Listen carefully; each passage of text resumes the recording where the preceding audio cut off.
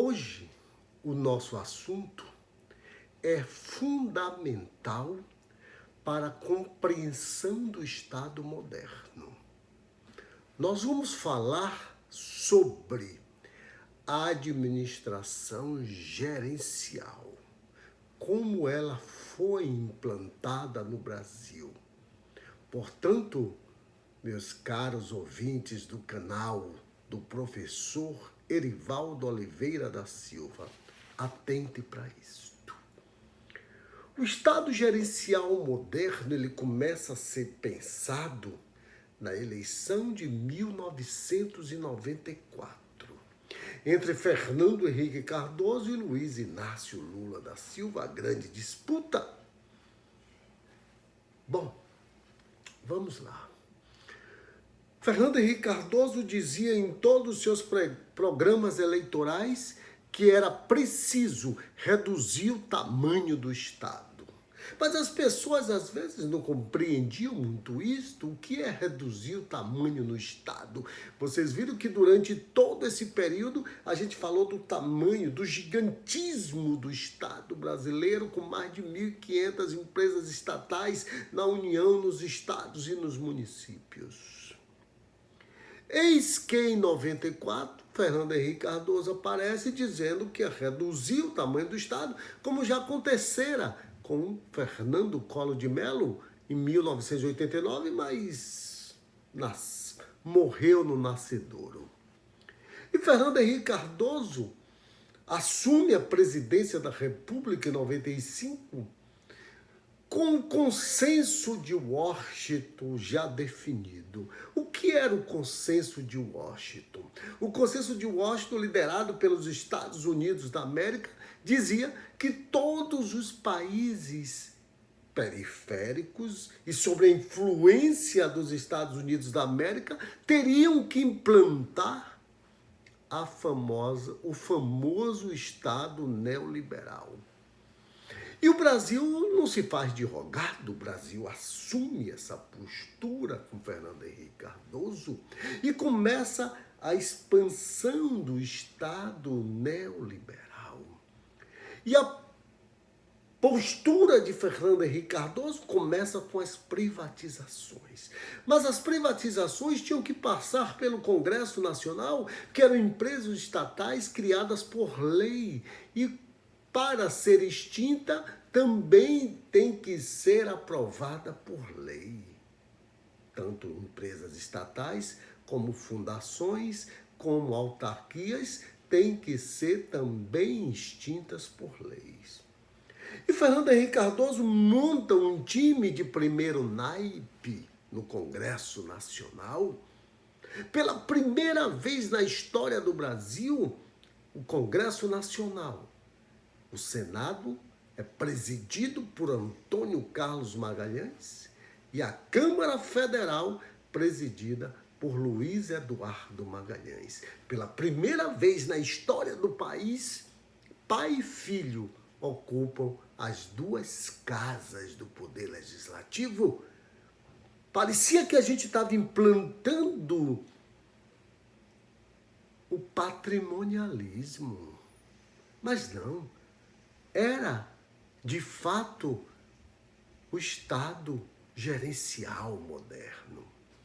Ora, e Fernando Henrique Cardoso consegue aprovar na Câmara Federal todas as privatizações. O Estado, a população aceitou de bom grado. Por quê? Porque Fernando Henrique Cardoso fora eleito no primeiro turno das eleições com a votação estupenda. Primeiro turno das eleições. Depois de Fernando Henrique Cardoso, em 98 e 94, nenhum presidente da República ganhou a eleição no primeiro turno. Só ele ganhou os 2 mandatos em primeiro turno. Lula não ganhou nos seus 2 mandatos, Dilma não ganhou nos seus 2 mandatos e nem esse que está aí também ganhou. Ninguém. Só Fernando Henrique Cardoso. E Fernando Henrique Cardoso, ele cria o MARE, que é o Ministério da Administração e Reforma do Estado, capitaneado pelo nosso guru da administração pública, da economia do setor público. E quem é esse guru? Luiz Carlos Bresser Pereira. E eu disse no vídeo anterior que é o primeiro-ministro que ocupa um ministério para ficar desempregado, porque ele tinha que extinguir o ministério, porque a reforma do Estado estava em curso. As privatizações campeiam. Bancos estatais, quem não se lembra que cada estado tinha um seu banco, Baneb na Bahia, Banerj no Rio de Janeiro, Banesp em São Paulo, Banrisul no Rio Grande do Sul. Cada estado tinha um banco estatal, foram todos privatizados. Cada estado tinha uma companhia de eletricidade, foram todas privatizadas. Coelba na Bahia, CELP em Pernambuco, Semar no Rio Grande, no Maranhão, todas foram privatizadas.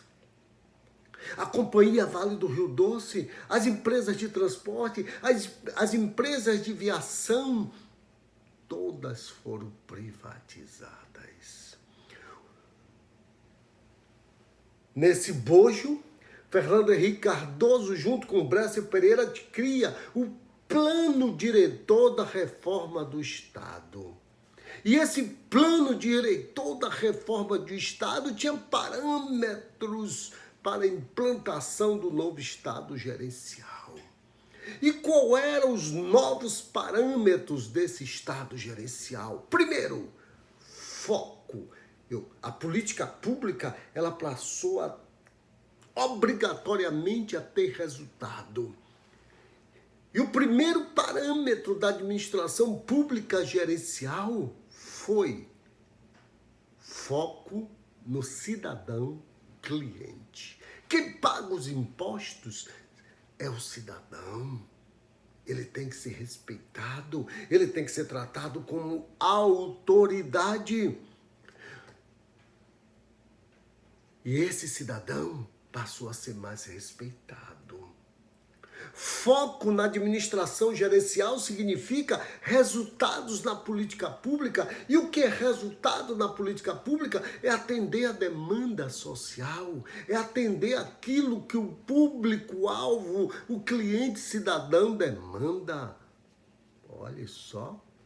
Flexibilidade administrativa, eu tenho que fazer com que a administração pública, federal, municipal e estadual busque um bom resultado da política pública. Controle social das políticas públicas. O que é esse controle social das políticas públicas? Você observe que no seu município, ele tem hoje uma coisa chamada conselhos. Conselhos de educação, conselhos de cultura, conselhos da cidade, conselhos de desenvolvimento social. Isso é o controle social das políticas públicas. A população opinando sobre as políticas públicas. Isso foi implantado no Estado gerencial. Todos os conselhos funcionam e funcionam muito bem. O Estado do Bem-Estar Social ainda nos traz a valorização dos servidores públicos em todas as esferas. O Estado gerencial ainda nos traz uma figura espetacular chamado especialistas em políticas públicas e gestão governamental. Para cada política pública ter um gestor. Isso foi implantado em todos os estados e em todos os municípios com população acima de 50 mil habitantes. Olhe que revolução fora construída. Vamos lá. O novo desenho do Estado gerencial, a burocracia, era genérica. A burocracia visava apenas a eficiência do Estado. Veio o Estado gerencial e disse, não, vamos fazer um novo desenho. E qual é esse novo desenho? Ele desenha um Estado da seguinte forma: núcleo estratégico do Estado. O que é o núcleo estratégico do Estado? São os ministérios no governo federal, as autarquias e as fundações. É o núcleo pensante do Estado.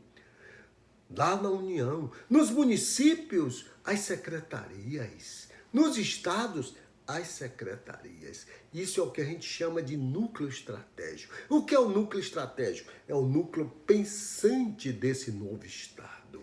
É o núcleo que pensa, elabora, implementa e executa as políticas públicas. Foi assim que esse Estado foi reconstruído. Ora,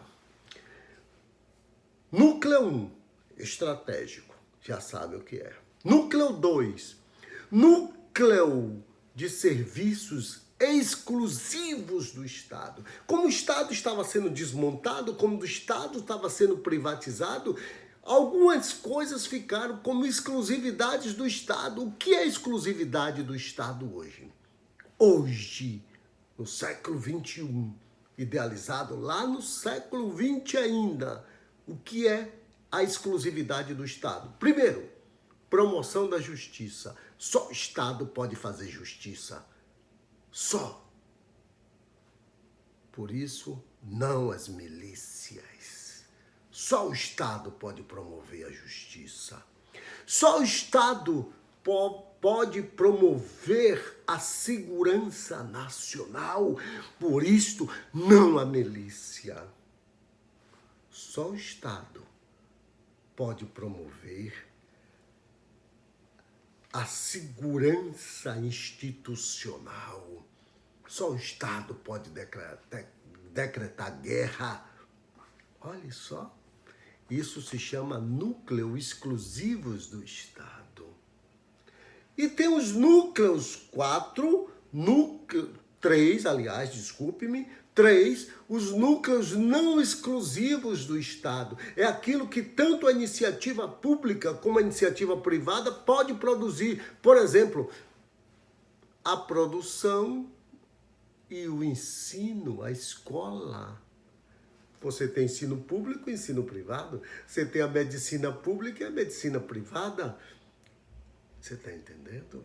Você tem o transporte público e o transporte privado. Isso se chama de núcleo não exclusivos do Estado. E tem aqueles núcleos que o Estado, lá atrás, no estado do bem-estar social, eu dizia que o Estado era produtor. Quando ele produzia algo para o mercado, como siderurgia, estádios de futebol. Fernando Henrique Cardoso e Bresser Pereira disse que isto que era produção para o mercado deveria ser privatizado.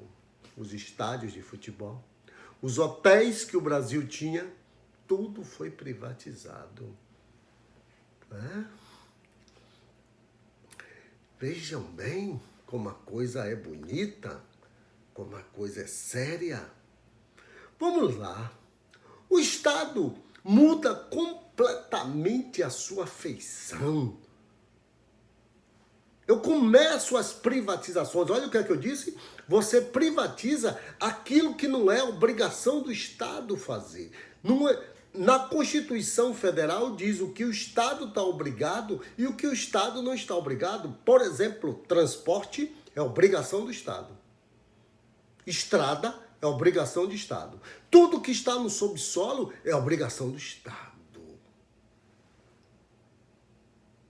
Então, o que foi privatizado é aquilo que não é obrigação do Estado. Teatros, hotéis, estádios de futebol, tudo isso foi privatizado.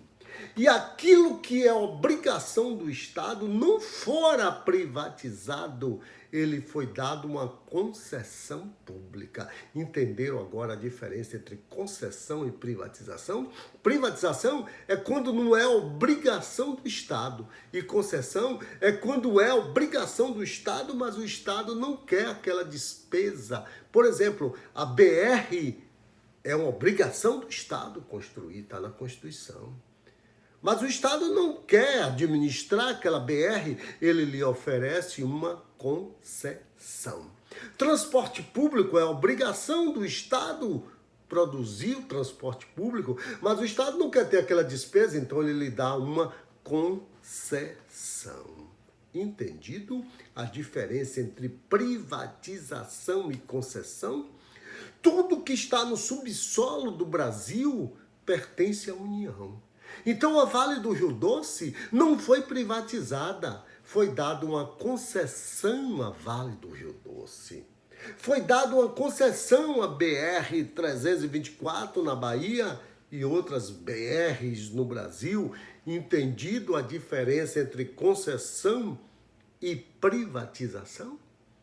Você privatiza aquilo que não é obrigação do Estado. Você faz concessão àquilo que é obrigação do Estado. E Bresser Pereira classificou isto como público estatal. O que é o público estatal? É aquilo que é obrigação do Estado ter. Telefonia. A Constituição diz que telefonia é uma obrigação do Estado. Eu lhe dou uma concessão. Energia, eu dou uma concessão à Coelba. Água, eu dou uma concessão à Embasa. Entendido a diferença entre concessão e privatização? É o que Bresser classificou como público estatal, que está na máquina, e o público não estatal.